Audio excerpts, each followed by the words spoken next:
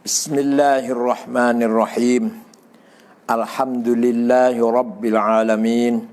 Wassalatu wassalamu ala sayyidina wa maulana Muhammad asyrafil anbiya'i wa khatamil mursalin wa ala alihi wa sahbihi wa man tabi'ahu bi ihsan min yaumina hadza ila yaumin nahdhati waddin. Suatu ketika ada seorang penyair namanya Ka'ab. Bapaknya juga penyair, namanya Zuhair. Kakeknya juga penyair, namanya Abi Salma. Memang keluarga penyair itu. Ka'ab bin Zuhair bin Abi Salma. Mencaci maki Rasulullah dengan syairnya yang indah. Sampai-sampai syair itu terkenal dan dihafal oleh anak-anak kecil lah, oleh seperti kita di sini ya, media massa, medsos atau apa, sampai orang tahu semua gitu dengan bahasa yang indah. Nah, kakaknya namanya Bujair. Bujair sudah masuk Islam.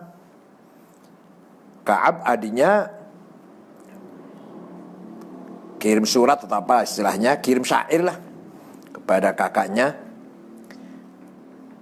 Ala ablighu anni Bujairon risalatan fahallaka mimma qulta waihaka hallaka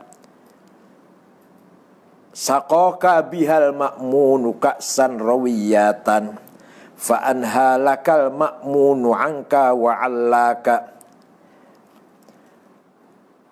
wa khalafta asbabal huda wattaba'tahu ala waibadine kadallaka ala khuluqin lam tulfi umman wala aban alaihi walam tudrik alaihi akhon laka. Ringkasnya isinya begini. Bujair, kamu ikut Muhammad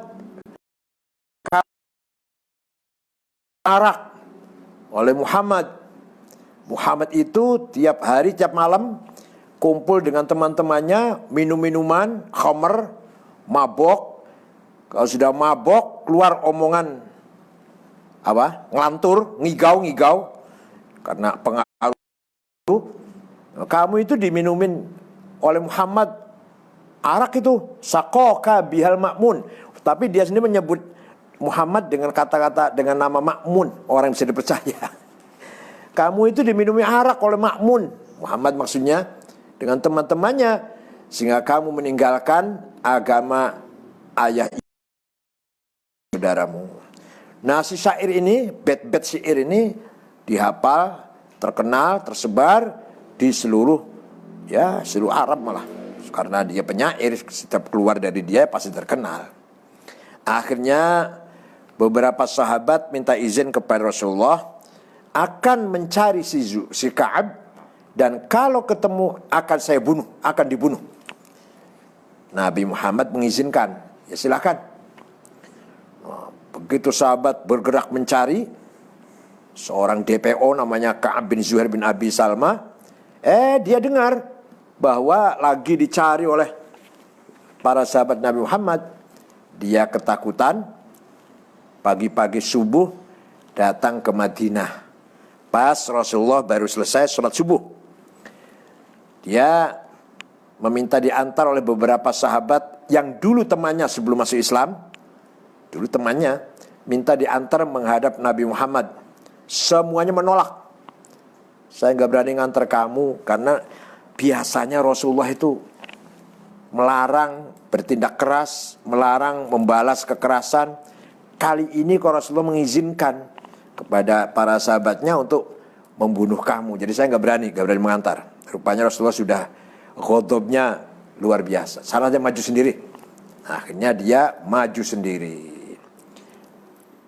Di depan Rasulullah dia bersyair yang luar biasa, yang terkenal nanti syair dengan nama Banat Su'ad. Dimulai dengan Banat su'adu faqal bil yawma matbulu mutayyamun ithroha lam yufda makbulu wa ma su'adu ghadatal baini idrohalu illa aghannu ghadidu tarfi makhulu. Semuanya 55 bait. Yang penting tas'al wusyatu janabaiha waqiluhumu innaka yabna abi salma la maqtulu. Orang banyak mengatakan kepada saya, kanan kiri saya, bahwa kamu wahai cucunya Salma, wahai anak Salma, akan dibunuh oleh orang Islam atau para sahabat Muhammad. Saya minta tolong sana sini, nggak ada yang mau. Wa qala kullu khalili kuntu amuluhu la ulhiyannaka inni anka mashghulu. Semua sahabat-sahabat saya, khalili, teman-teman sahabat saya, semua menolak untuk mengantar aku menghadap Muhammad. Akhirnya sudah, saya maju sendiri. Faqultu khallu sabili la abalakumu wa kullu ma qaddarar rahmanu maf'ulu. Saya nekat menghadap sendiri, apapun yang telah ditentukan oleh Tuhan yang Maha Ar-Rahman pasti terjadi. Udah pasrah lah, nekat sudah gitu kira-kira bahasa sekarang. Dah mati sekali aja kok. Kullu bani untha wa in talat salamatuhu yauman ala alatin hadba'a mahmulu. Semua anaknya perempuan atau semua manusia lah yang lahir di bumi ini, yang dilahirkan dari seorang ibu, mati semuanya. Walaupun usianya panjang, sehat, kuat, gagah, pada akhirnya nanti pasti akan dipikul, apa namanya tuh? Dipanggul dengan pendosa, keranda. Kullu bni untha wa in talat salamatuhu yauman ala alatin hadba'a mahmulu. Setiap anak yang dilahirkan dari seorang ibu, walaupun usianya panjang, sehat walafiat, gagah perkasa, pasti yauman suatu hari akan mahmulun alal hadba, pasti akan dipanggul, diangkat dengan keranda. Akhirnya dia maju dengan mengatakan begini, nubbitu anna rasulallahi aw'adani wal afu 'inda rasulillahi ma'mulu wa qad ataitu rasulallahi mu'tadhira wal 'udhru 'inda rasulillahi maqbulu. Saya mendengar bahwa engkau wahai Rasulullah mengancam saya. Akan tapi saya yakin ampunan dari engkau wahai Rasulullah bisa diharapkan. Saya yakin Rasulullah memaafkan saya.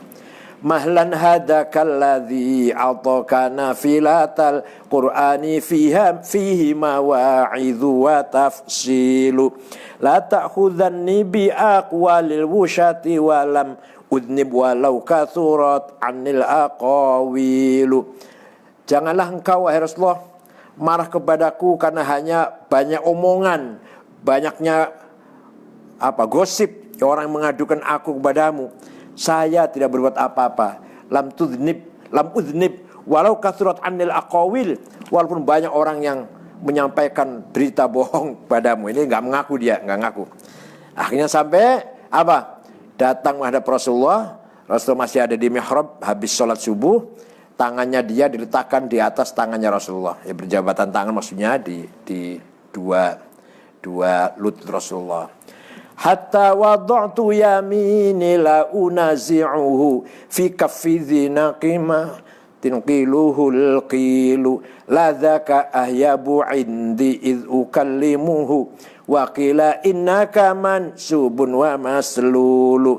Hatta wada'tu yamini la unazi'uhu, akhirnya saya letakkan dua telapak tanganku dan tidak saya tarik, tidak saya cabut di atas dua telapaknya orang yang sangat berwibawa. Qiluhul qilu, orang sangat berpengaruh, ucapannya, perintahnya pasti akan diikuti oleh para sahabatnya. Itulah tangannya Nabi Muhammad maksudnya.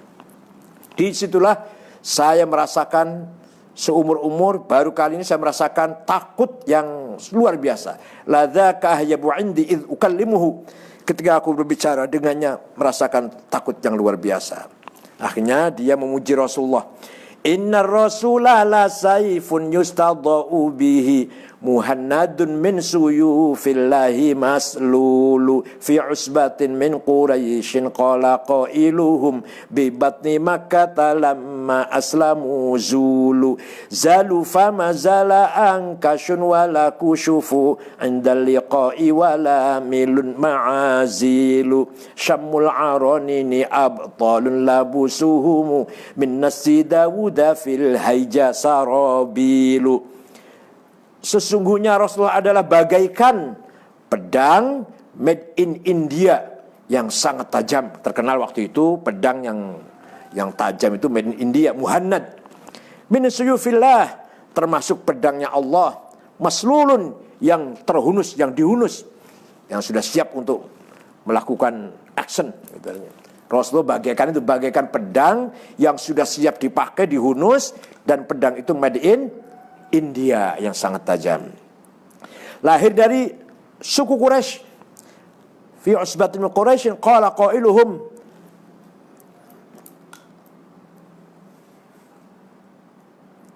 bi batni Makkah. Beliau lahir dari suku Quraisy dari kota Mekah. Muhammad itu lahir dari suku Quraisy, kota Mekah, dan diikuti oleh para sahabat-sahabatnya yang gagah perkasa, tidak pernah surut, tidak pernah mundur, tidak pernah bergeser dari sikap prinsipnya dengan gagah berani. Itulah sifat dari sahabat Rasulullah. Bahkan mereka semua siap dalam keadaan perang pun dia selalu siap, seakan-akan memakai baju baju anti perang ya, dari baju yang seperti dipakai oleh Nabi Dawud ketika perang membela pasukannya siapa? Jalut ya, Raja Jalut. Disitulah sifatnya para sahabat dikatakan la yafrahuna idza nalat rimahuhum qauman wa laysu majazi'a idza nilu. Kalau dia bisa membunuh musuh tidak bangga, tidak sombong. Itu para sahabat tuh sifatnya. Mereka itu kalau menang bisa membunuh musuh tidak bangga. Tapi sebagian kalau dia sendiri yang kena, mereka sendiri yang kena, terbunuh atau terlukai oleh musuh, walaisu majazi'a idzanilu, tidak menggerutu, tidak menggerutu, tidak mengeluh. Ya, tidak mengeluh, tidak menggerutu, tidak menyesal kalau dia pun yang kena. La yaqa'u ta'nu illa fi nuhurihimi wa malahum an hiyadil mauti tahlilu. Dan tombaknya para sahabat Muhammad itu kalau diarahkan, atau panahnya lah, kalau diarahkan ke musuh pasti mengenai lehernya. Tepat sekali. Mereka pun tidak takut mati. Dah selesai dari membawa syair itu 55 bait, Nabi Muhammad ridho. Nabi Muhammad tersenyum, ridho, senang mendengarkan pujian. Ini artinya apa? Artinya memuji-muji Nabi Muhammad itu boleh, walaupun Nabi nggak minta. Nabi tidak minta dipuji. Apalagi saya bayar orang suruh muji, enggak. Tapi ketika ada orang muji tidak melarang. Ini namanya apa jadinya? Sunnah taqririyah. Apa namanya? Sunnah taqririyah. Kalau sunnah qauliyah, sabda-sabdanya. Kalau sunnah fi'liyah, perilakunya, kelakuannya dilakukan. Kalau ini enggak, yang melakukan, yang mengucapkan orang lain, bukan beliau sendiri, tapi mendapatkan legitimasi, membenarkan. Itu jadi sunnah jadinya. Tapi namanya sunnah taqrir, bukan bid'ah. Contoh lagi misalkan Bilal sehabis wudhu sholat 2 rakaat. Nabi tanya, sholat apa Bilal? Sholat ba'diyah wudhu. Sholat ba'diyah wudhu. Benar Bilal, benar. Jadi yang memulai sholat ba'diyatul wudhu itu bukan Nabi Muhammad, bukan Rasulullah, Bilal. Tapi dibenarkan dan dianjurkan akhirnya. Maka menjadi sunnah apa namanya? Taqririyah. Lah bagaimana menjadi bid'ah? Bagaimana muji Nabi itu bid'ah? Al-Quran, Allah Ta'ala Khaliqul Khalaq, Rabbul Alamin, memuji Nabi Muhammad. Luar biasa kan? Yang muji bukan manusia, bukan malaikat, bukan jin. Yang muji siapa? Allah. Wa innaka la'ala khuluqin azim. Sungguh engkau manusia atau orang yang sangat mulia akhlaknya. Bil mu'minina ra'ufur rahim. Muhammad itu mempunyai sifat ra'uf, santun, sayang, rahim kepada orang-orang yang beriman. Itu pujian dari Allah sendiri. Fabima rahmatim minallahi lintalahum. Engkau sungguh sangat halus, santun, akhlak perangai musikap Muhammad. Maka orang Mekah, waktu itu Fathu Mekah, kemenangan hari Mekah, kemenangan kota Mekah, hari kemenangan Mekah, mereka berbondong-bondong simpati kepadamu Muhammad. Walau kunta faddan ghalidhal qalbi lan faddu min haulik. Andaikan engkau itu sombong, kasar, congkak, maka orang Mekah akan lari meninggalkan kamu. Jadi yang memuji bahwa Nabi Muhammad itu akhlaknya baik, santun, halus adalah siapa? Allah. Lah kalau sudah Allah aja memuji, masa manusia memuji bid'ah? Allah aja memuji. Nah, setelah mendengarkan syair itu, Nabi senang memberikan hadiah. Hadiahnya apa? Selimut yang sedang dipakai. Ya, Nabi Muhammad waktu itu musim dingin, jadi imami sholat pakai selimut, berselimut gitu loh. Nah, selimut yang dipakai itu lurik-lurik. Nah, selimut yang bergaris-garis itu bahasa Arabnya burdah. Kalau selimut polos bahasa Arabnya batoniyah. Muttaqiina ala furushin batainuha min istabrok. Nanti di surga itu kita berselimut dengan selimut istabrok. Tapi batainuha itu apa? Selimut polos. Kalau burdah selimut bergaris-garis, lurik-lurik. Nih, kenang-kenangan dari saya terima kasih. Dipuji, kira-kira itulah bahasanya, kira-kira begitu. Ini kenang-kenangan dari saya. Nah, selimut atau burdahnya Nabi Muhammad yang diberikan kepada Ka'ab bin Zuhair sampai sekarang masih ada, terawat rapi di Museum Topkapi Istanbul, Turki. Untung diterawat oleh Khalifah Turki dulu. Seandainya ada di Saudi barangkali sudah dibakar, dibuang itu. Sampai sekarang, bagi yang tidak percaya monggo silakan. Saya sudah 3 kali 4 kali ke sana. Kalau siapa yang tidak percaya silakan buktikan.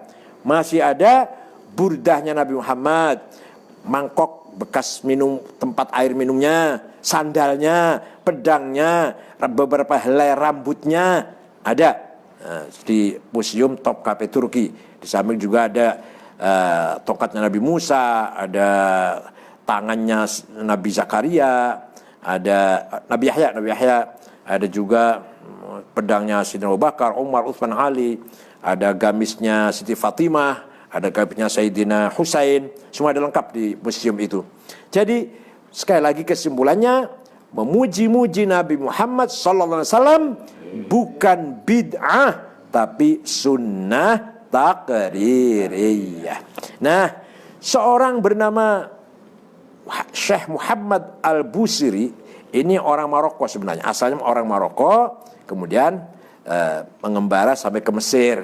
Dulu kan nggak ada paspor-pasporan, bebas saja orang jalan tuh.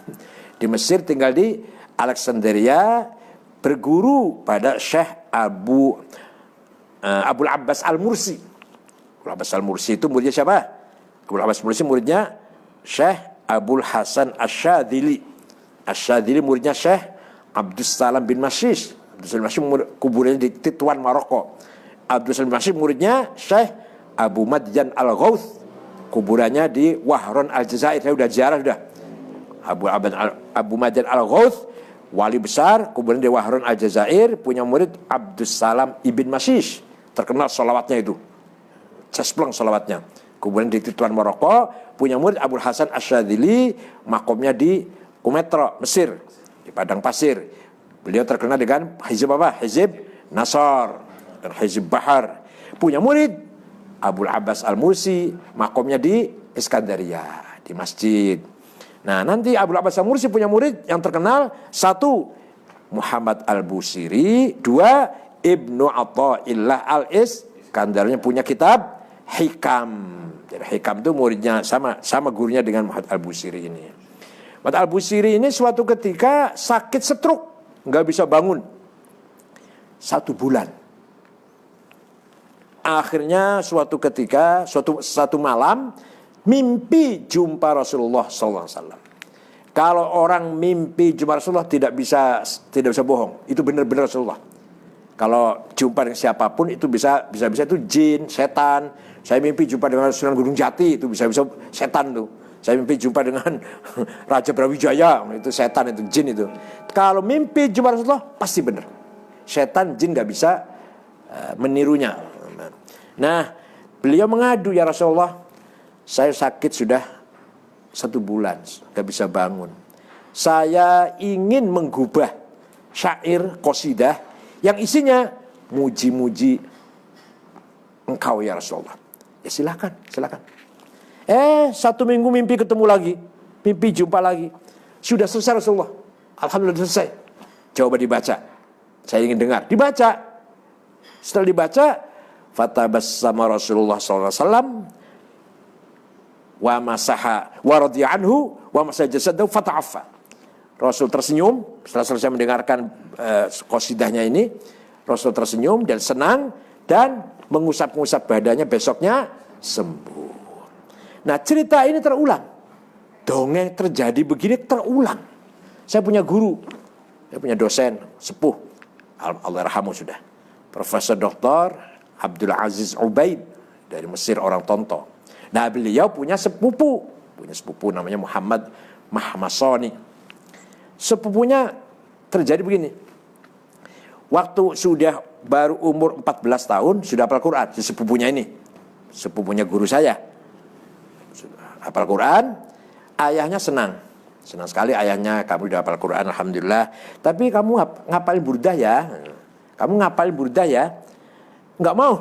Ngapain Pak, ngapalin burdah, sudah hafal Quran sudah. Ngapain ngapal burdah? Udah, ya sudah, ayahnya enggak maksa. Setelah tua, setelah sepuh si sepupunya guru saya ini Muhammad Al-Mahmasoni ini sama dongengnya, kejadiannya stroke. Setelah stroke dia ingat ayahnya pernah perintah suruh ngapalin burdah.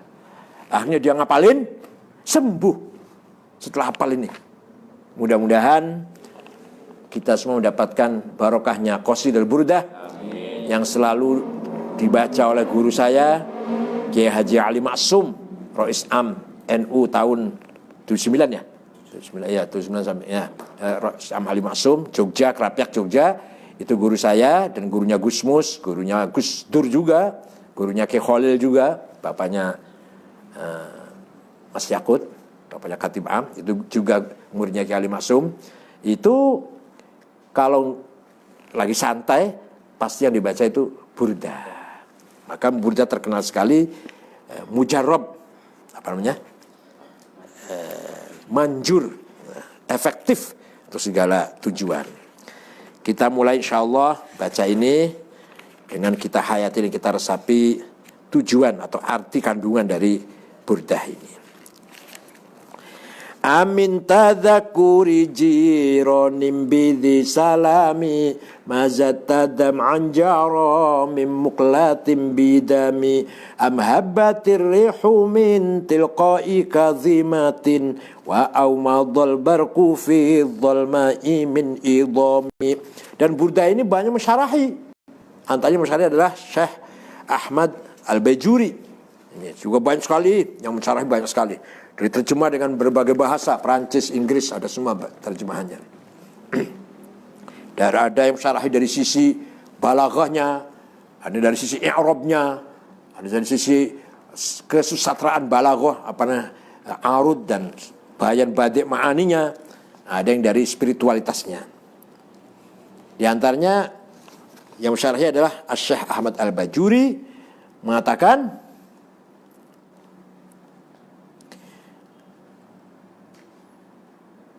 inna kamalatihi sallallahu alaihi wasallam la tuhsa wa syama'ilahu la tustaqsa. Kesempurnaan Nabi Muhammad tidak bisa dihitung dan tidak ada ujung akhirnya. Oleh karena itu fal madihuna li janabil ali wal wasifuna kamalil jali muqassirun amma hunalika qasirun an adai dzalik. Setiap orang yang memuji Nabi Muhammad, menghitung kesempurnaannya Nabi Muhammad, tidak akan selesai, nggak akan tuntas. Waqad wasafallahu ta'ala, Allah sendiri sudah memuji beliau dengan memuji Nabi Muhammad dengan pujian yang sangat luar biasa. Maka kalau sudah Allah memuji, berarti kesempurnaan Nabi Muhammad juga tanpa ada ujungnya, tidak bisa dihitung. Nanti akan kita jumpai dalam qasidah ini. Amin tadzakkuri jironim bidhi salami. Kenapa? Apakah karena engkau teringat, kangen, rindu pada tetanggamu yang ada di dusun Dhi Salam? Katakanlah perempuan misalkan. Apakah karena engkau rindu, kangen pada tetanggamu perempuan yang ada di desa Dhi Salam? Mazat tadam anjaro min muqlatin biddam. Sampai-sampai engkau menangis terus-menerus, tidak henti-henti, sampai air matamu bercampur darah. Apa karena sangat rindu kamu pada perempuan atau pada teman yang ada di desa Dhi Salam, kamu menangis terus-menerus sampai air matamu bercampur darah. Baru kali ini saya lihat ada orang yang menangis sampai sehebat itu. Kenapa? Atau amhabbatir rih min tilqa'i kadhimatin.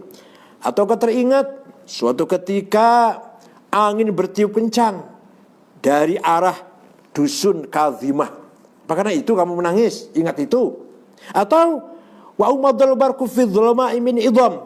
Atau engkau teringat suatu malam gelap gulita, kilatnya berkilat di desa, di dusun Idham. Kenapa sih kamu menangis? Apa kamu ingat kejadian itu Kejadian angin kencang bertiup dari arah dusun Kadhimah, atau engkau teringat suatu ketika di dusun Idham malam gelap gulita berkilat? Kenapa engkau menangis terus? Fama li ainaika in qul takfu fahamata wa ma li qalbika in qul tastafiq yahimi. Fama li ainaika, kenapa kedua matamu? In qul takfufa, kalau engkau katakan wahai dua mata berhenti, jangan nangis, mata malah semakin mabuk, malah semakin menjadi-jadi nangisnya. Kalau disuruh berhenti malah semakin menjadi-jadi. Apa itu? Oh, fufata artinya tahanlah, kamu jangan menangis. Mata malah semakin mengalir air mata yang deras. Wa ma li qalbika in qul tastafiq yahimi. Kenapa hatimu, kalau kamu katakan wahai hati, tenang, jangan gelisah, malah semakin yahim, semakin gak karu-karuan. Jadi pasti ini luar biasa, ada hal yang sangat luar biasa.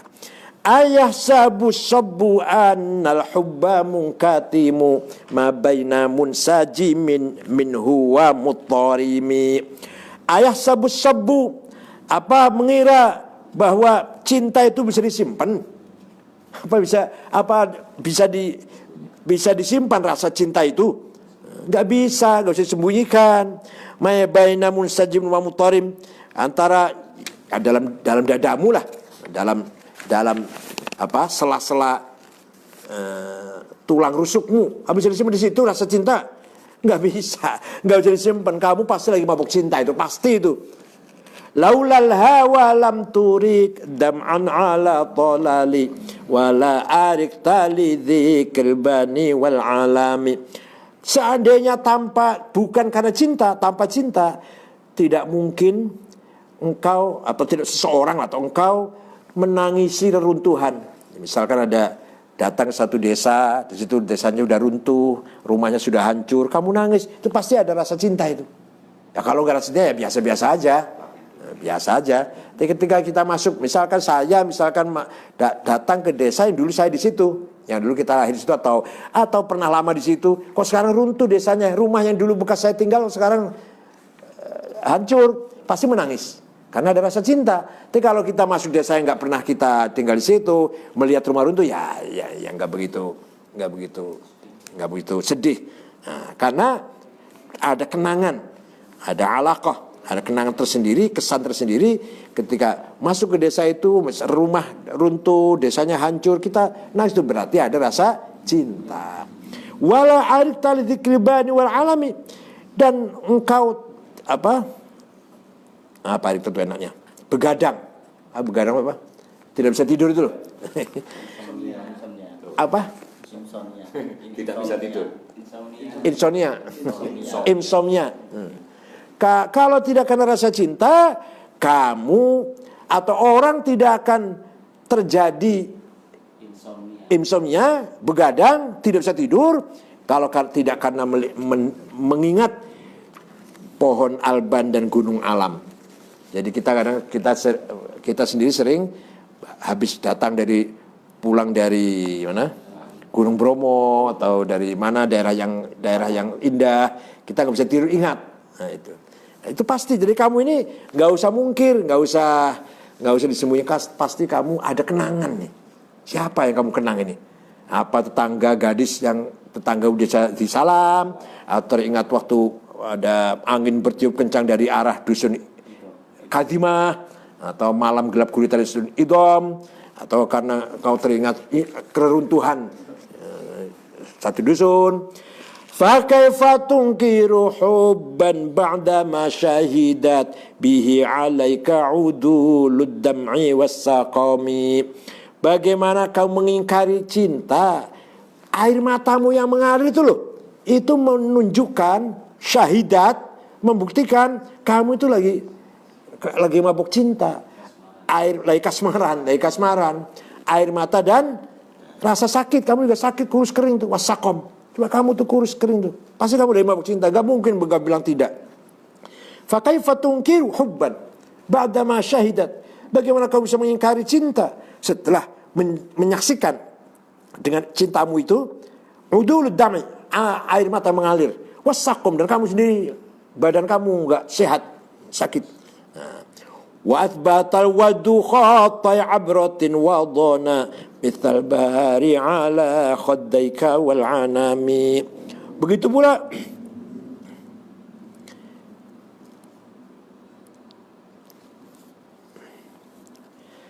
kesedihan itu membuktikan kesedihan yang ada pada dirimu karena kamu di kasman itu apa? Api rasa rindu, api rasa asmara itu telah dibuktikan dengan coba itu garis yang ada di dua pipimu.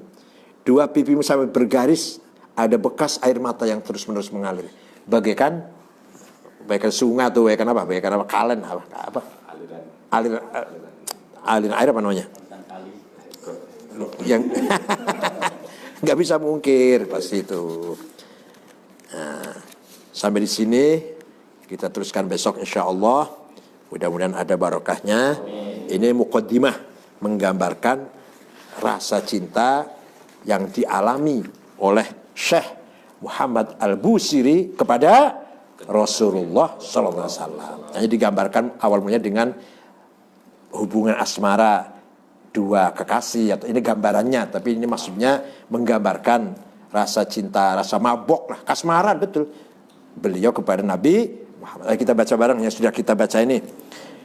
Amin tadzakuri jironim bidhi salami mazata dam'an jaro mim muklatim bidami am habbatir rihu min tilqai kazimatin wa aumadal barku fi dhulma'i min idami famali ainaika in qul takfu fahamata wa mali qalbika in qul tasdafik yahimi ayahsabu sabbu annal hubba munkatimu ma baina munsajimin minhu wa mutarimi laulal hawa lam turik dam'an ala talali wala arik tali dhikril bani wal alami fa kaifa tunkiru hubban ba'da ma syahidat bihi alaika udulud dam'i was-saqami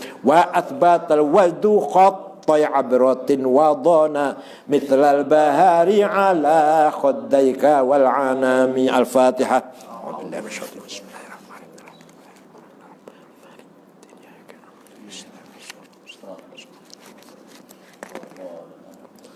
Wassalamualaikum warahmatullahi wabarakatuh. Waalaikumsalam warahmatullahi wabarakatuh. Bagusnya,